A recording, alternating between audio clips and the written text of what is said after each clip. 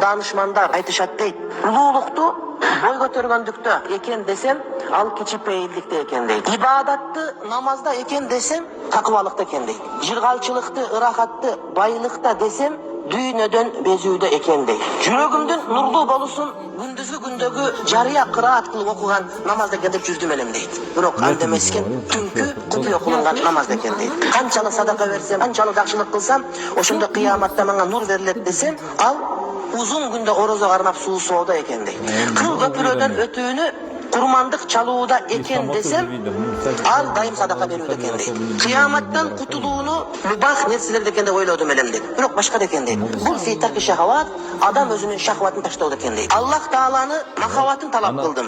Dünyadan deydi.